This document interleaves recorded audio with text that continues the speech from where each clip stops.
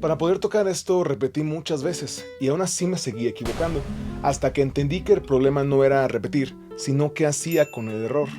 Ensayas mucho y sientes que no mejoras. El problema muchas veces no es cuánto practicas y repites, sino qué haces cuando te equivocas. Entender esto cambió mi forma de ensayar. Cometer errores no significa que no avanzas.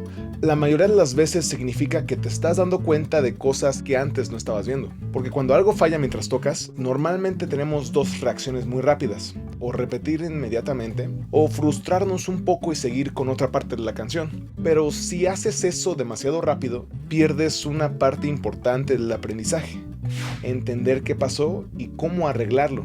Por ejemplo, si una frase o acompañamiento no salió como querías o pensabas que iba a sonar, la pregunta no es solo qué falló, sino por qué. En muchas ocasiones el error aparece en un punto, pero nació unos segundos antes. Aquí no hay más que hacer, más que tocar muy lento, porque si no puedes tocar algo lento, no lo puedes tocar rápido. Pero otras veces el error está en la técnica. Llegó tarde la mano a la posición correcta, debería de cambiar de digitación, la presión fue distinta. Por ejemplo, cuando yo tocaba esta frase,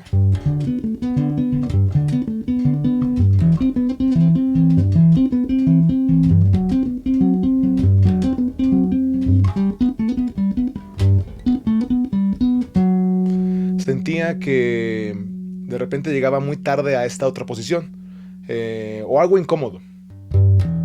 Aparte de que sentía que daba un salto muy grande de aquí a acá.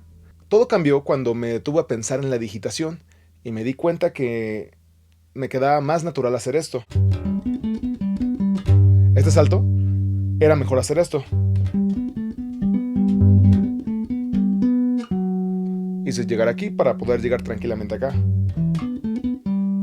Entonces todo cambió cuando reconoces el problema y tratas de solucionarlo. El error deja de sentirse como una frustración y empieza a funcionar como guía. Porque muchas veces se nos olvida que debemos pensar hacia dónde vamos para llegar a tiempo naturalmente y sin estrés a dónde queremos llegar. Ahí cambia mucho la relación con el ensayo, porque ya no tocas esperando no equivocarte. Ensayas sabiendo que puede llegar a haber errores, pero que estos errores pueden decirte exactamente dónde mirar, dónde enfocarte, qué corregir y hacia dónde debe apuntar tu ensayo. Eso hace que incluso una sesión difícil siga siendo muy útil. A veces el ensayo mejora justo cuando aparece algo que no salió bien.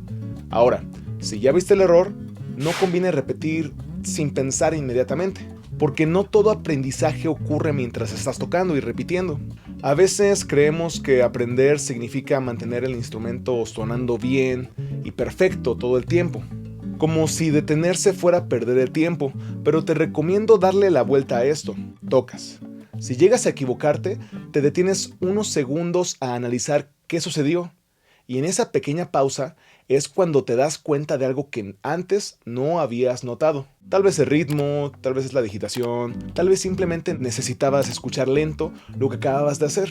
Ese pequeño espacio entre un intento y otro ayuda a tu cerebro a ordenar lo que acaba de pasar, a arreglar el error y recordarlo en las diversas memorias que ocupas en el futuro. Pero si repites demasiado rápido, pierdes una parte fundamental e importante del aprendizaje. No es detenerse mucho, es darte un momento para que el ensayo no se vuelva automático. A veces ese pequeño silencio cambia más que otra repetición.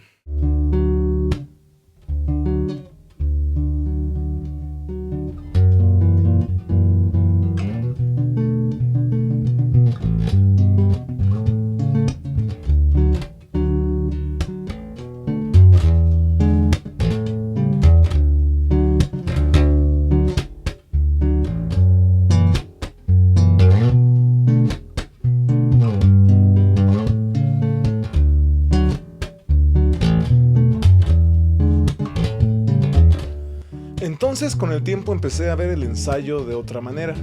No solo como repetir, sino como entender qué está pasando en cada intento.